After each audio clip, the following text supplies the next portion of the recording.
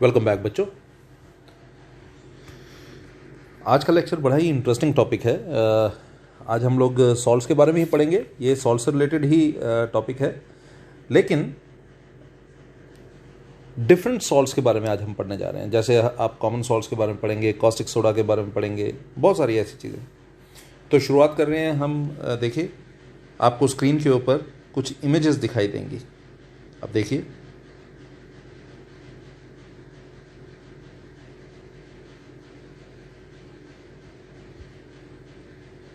देखने से ऐसा लग रहा है जैसे कुछ माइनिंग की जा रही है ना। आप देखिए, यहाँ पर दिखाया जा रहा है कुछ माइनिंग किया जा रहा है ना। आप ये देखिए,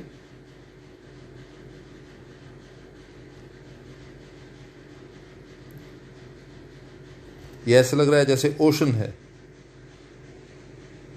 ठीक है ना। ये देखिए, आप देख पा रहे होंगे, है ना।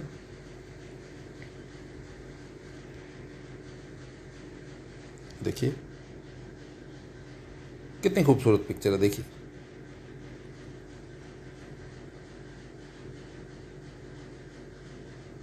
एक्चुअली हम ये जो पिक्चर्स देख रहे थे, इन पिक्चर्स का रिलेशन कॉमन सॉल्ट के साथ है। कॉमन सॉल्ट कितनी ऑर्डिनरी चीज़ लगती है, लेकिन इनके लिए अगर आप इन पिक्चर्स को देखेंगे तो आपको दिखेगा कि कितनी ज़्यादा मेहनत जो है कॉमन सॉल्ट के लिए की जा रही है। देखिए,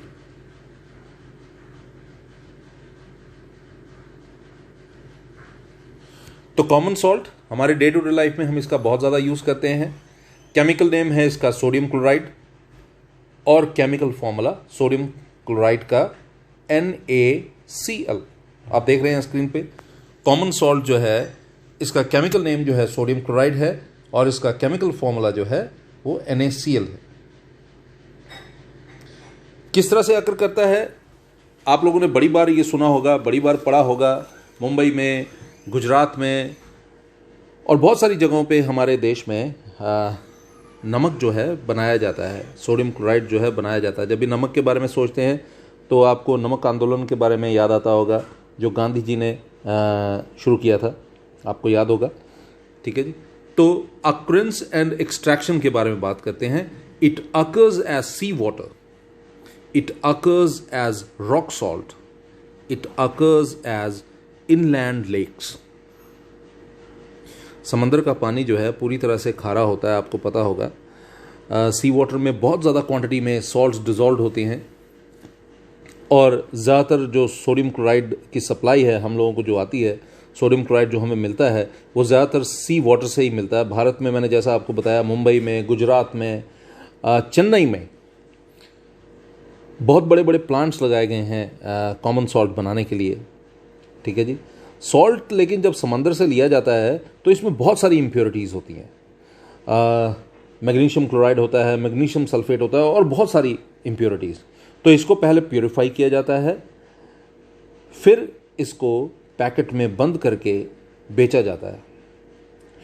दूसरा फॉर्म जिस तरह से आपको सॉल्ट मिलता है वो है रॉक सॉल्ट की फॉर्म में। रॉक सॉल्ट हमारे भारत में हिमाचल प्रदेश में इसकी माइनिंग की जाती है, पाकिस्तान में, पंजाब में इसकी माइनिंग की जाती है, और बहुत सारी जगहों पर। और इसका कलर अगर आप देखेंगे तो ये आपको ब्राउन दिखाई देगा, और इसके लिए माना जाता है कि ये बहुत पुराने टाइम से रॉक सॉल्ट का यूज़ किया जाता है। शायद सबसे पहले रॉक सॉल्ट्स को ही यूज़ में लाया गया, समंदर से सॉल्ट जो है बाद में लिए गए। और एक और चीज़ इसके बारे में माना जाता है कि आज से हज़ारों साल पहले, लाखों साल पहले समंदर कई एरियाज़ पर मौजूद था, और उन एरियाज़ में जब वो सूख गया तो रॉक्स की फॉर्मेशन होगी, सॉल्ट की, रॉक्स की, और इन्हीं को आज हम माइनिंग करके ज़मीन से निकालते हैं। और तीसरा जो सोर्स है हमारे लिए वो है इनलैंड लेक्स, जो हमारे देश में भी आपको नाम सुना होगा आपने, सांभर लेक। सांभर लेक जो है हमारे देश में खारे पानी की एक लेक है जो राजस्थान में है। इसके अलावा USA में ग्रेट सॉल्ट लेक, और रशिया में लेक एल्टन, ये सभी जो हैं बहुत पॉपुलर लेक्स हैं, जिनमें जो पानी होता है वो बेसिकली उसको सॉल्ट बनाने के लिए इस्तेमाल किया जाता है। एक और चीज़ मैं आपको बता दूं, सरफेस पर सॉल्ट जो है, जो माइनिंग किया जाता है, वो दो तरह से माइनिंग किया जाता है। एक तो सरफेस के बहुत करीब माइनिंग की जाती है, मतलब ज़मीन को खोदा और नीचे से रॉक की फॉर्म में सॉल्ट जो है निकलने लग जाते हैं।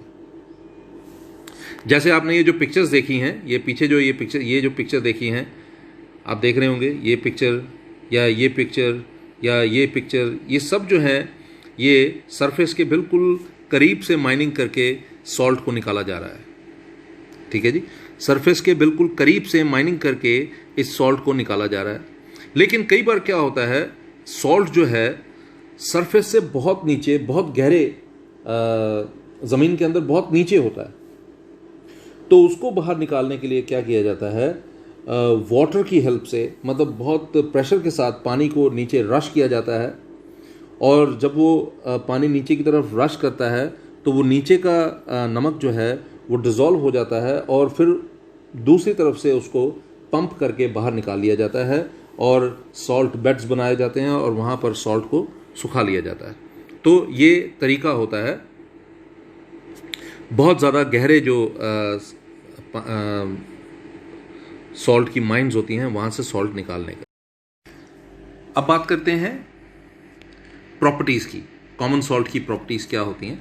सबसे पहले हम बात करते हैं इसके कलर और स्टेट की। अगर आप कलर की बात करते हो, क्रिस्टलाइन फॉर्म में अगर आप कॉमन सॉल्ट देखते हैं, आपने देखा ही होगा, कलरलेस होता है ये। और इसके मेल्टिंग पॉइंट का जिक्र भी जो है बड़ा ज़रूरी है। इसका मेल्टिंग पॉइंट जो है वो बहुत ज़्यादा है। It is about 820 degree Celsius, 820 degree Celsius. उसका रीज़न क्या हो सकता है, आप कॉमन सेंस यूज़ करेंगे तो आपको पता लगेगा।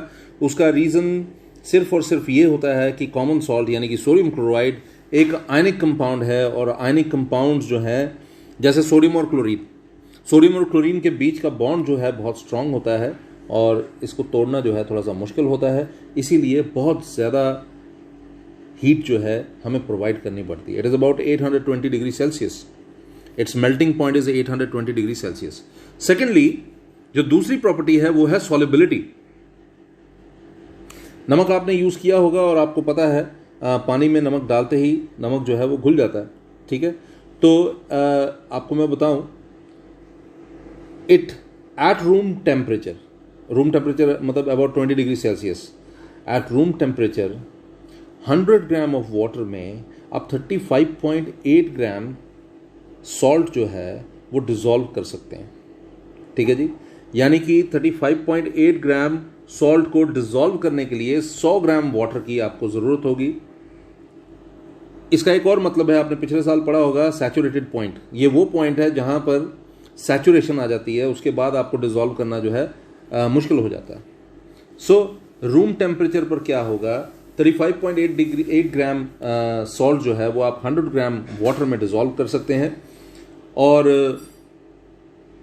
ज़्यादा वेरिएशन नहीं आएगी टेम्परेचर के साथ। ये भी मैं आपको बता दूं, on heating does not very much with temperature. So action of heat की बात कर लेते हैं। हीट का क्या एक्शन होगा, लो टेम्परेचर पर यानी कि 0 से 20 डिग्री सेल्सियस में अगर आप लो टेम्परेचर की बात करते हैं तो it exist as dihydrate. Dihydrate का मतलब ये होता है इसमें 2 वाटर ऑफ क्रिस्टलाइजेशन होंगे, NaCl। तब इसका फॉर्मूला जो है NaCl.2H2O कहेंगे हम इसको। ठीक है ना, यहाँ पर H2O जो है ये वाटर ऑफ क्रिस्टलाइजेशन है।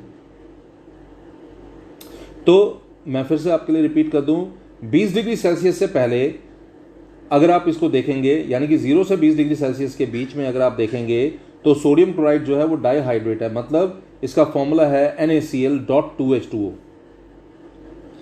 जब आप हीट करते हैं, ये एक कॉमन ऑब्जर्वेशन हो सकती है, जब आप इसे हीट करते हैं तो क्रैकलिंग साउंड जो है वो प्रोड्यूस होती है, क्योंकि इसके क्रिस्टल्स जो हैं वो ब्रेक करते हैं। चौथा पॉइंट, इसकी नेचर के बारे में हम बात करें। इसकी नेचर बताने से पहले मैं आपको एक छोटी सी बात बताता हूँ। अक्सर आपने देखा होगा बरसात में अगर आपने जिस कंटेनर में नमक रखा होता है वो थोड़ा सा भी उसका लिड जो है वो लूज रह जाए तो नमक जो है वो गीला हो जाता है ना। आपने फील किया होगा वो थोड़ा सा गीला हो जाता है। उसका रीज़न क्या है, उसका रीज़न है इसकी नेचर। नमक यानी कि कॉमन सॉल्ट यानी कि सोडियम क्लोराइड जो है हाइग्रोस्कोपिक नेचर का होता है. It is slightly hygroscopic in nature and that's why it takes up moisture from the air and becomes wet. And you know, during monsoons humidity बहुत ज़्यादा होती है एटमॉस्फेयर में, तो बड़े आराम से आसपास के माहौल से वाटर को ये एब्जॉर्ब कर लेता है. और उसका रीज़न एक और होता है, मैग्नीशियम और कैल्शियम क्लोराइड की प्रेजेंस जो है उसके कारण इसकी नेचर जो है हाइग्रोस्कोपिक हो जाती है. अब हम आगे बात करते हैं. आगे हम बात करेंगे किस तरह से ये इसकी केमिकल प्रॉपर्टी है, किस तरह से ये डील करता है कॉन्सेंट्रेटेड सल्फ्यूरिक एसिड के साथ. मतलब कॉन्सेंट्रेटेड सल्फ्यूरिक एसिड और ये किस तरह से रिएक्ट करते हैं, सोडियम क्लोराइड कैसे रिएक्ट करते हैं. आपने एक चीज़ नोटिस की होगी, मैं ज़्यादातर जब आपको कोई भी रिएक्शन देता हूँ, केमिकल रिएक्शन देता हूँ, तो वो बैलेंस नहीं की होती. वो बैलेंस आप खुद कीजिए, ये आपका होमवर्क समझिए. ठीक है. तो सोडियम क्लोराइड जब सल्फ्यूरिक एसिड के साथ यानी कि कॉन्सेंट्रेटेड सल्फ्यूरिक एसिड के साथ आप ट्रीट करते हैं और फिर आप उसे थोड़ा सा हीट करते हैं, सोडियम क्लोराइड आपने लिया, सोडियम क्लोराइड को आपने हीट करना है किसके साथ, कॉन्सेंट्रेटेड सल्फ्यूरिक एसिड के साथ, तो आप देखेंगे हाइड्रोजन क्लोराइड गैस के फ्यूम्स जो हैं निकलेंगे. हाइड्रोजन क्लोराइड गैस के फ्यूम्स जो हैं वो आपको दिखाई देंगे. मैं दोबारा से रिपीट कर रहा हूँ, सोडियम क्लोराइड को अगर आप कॉन्सेंट्रेटेड सल्फ्यूरिक एसिड के साथ हीट करेंगे तो रिएक्शन होने के कारण आपको हाइड्रोजन क्लोराइड के फ्यूम्स जो हैं वो दिखाई देंगे. आप देख पा रहे होंगे हाइड्रोजन क्लोराइड जो है, गैस जो है वो यहाँ पर प्रोड्यूस हो रहा है. साथ में एक और चीज़ प्रोड्यूस हो रही है, इसको हम बोलते हैं sodium hydrogen sulphate. Sodium hydrogen sulphate की फॉर्मेशन हो रही है, साथ में हाइड्रोजन क्लोराइड गैस की फॉर्मेशन हो रही है. ठीक है. आपने क्या किया, आपने सोडियम क्लोराइड को सल्फ्यूरिक एसिड के साथ हीट किया और जब आपने ऐसा किया तो आपने देखा किसकी फॉर्मेशन हुई, सोडियम हाइड्रोजन सल्फेट की और हाइड्रोजन क्लोराइड गैस की. मैं आपको एक बात बता दूं, यहां पर जो HCl लिखा हुआ है इसको हाइड्रोक्लोरिक एसिड मत समझ लीजिएगा, ये हाइड्रोजन क्लोराइड गैस है. ठीक है जी.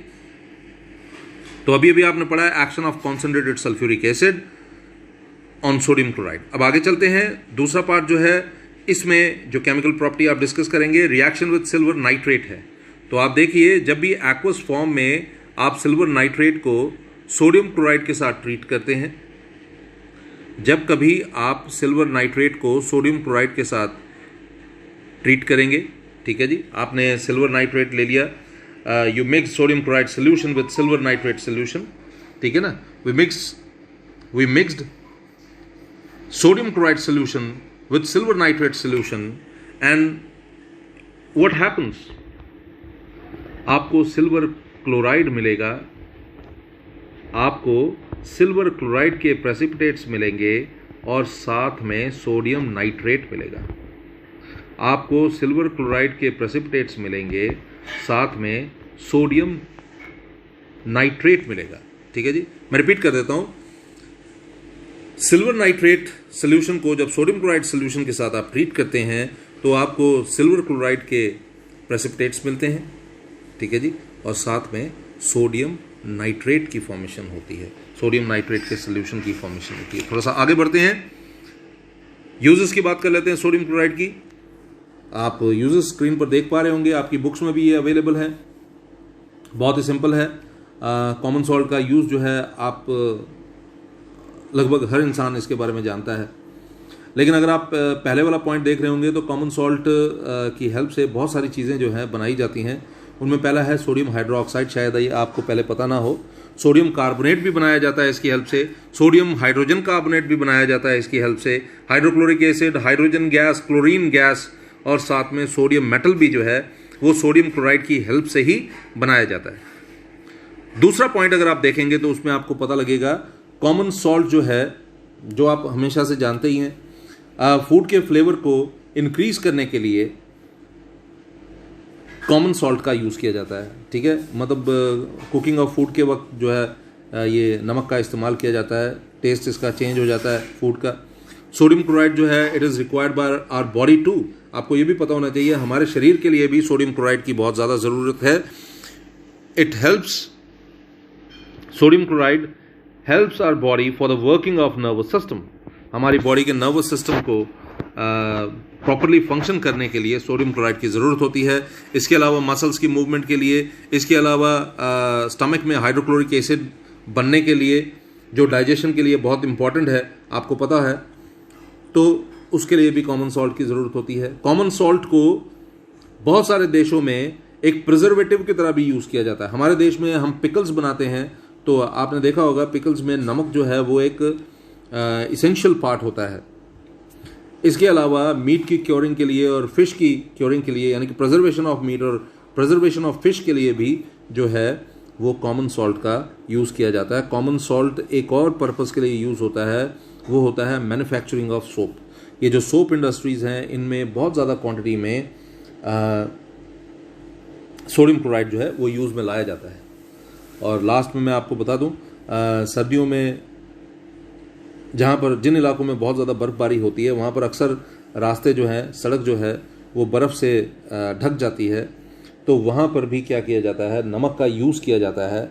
नमक की एक ख़ास बात है, और वो ख़ास बात ये है कि जब नमक बर्फ़ के कांटेक्ट में आता है तो बर्फ़ थोड़ी सी नरम पड़ जाती है, मेल्टिंग का प्रोसेस जो है बर्फ़ का वो शुरू हो जाता है। तो बहुत सारी कंट्रीज़ में इसको इस तरह से भी इस्तेमाल में लाया जाता है।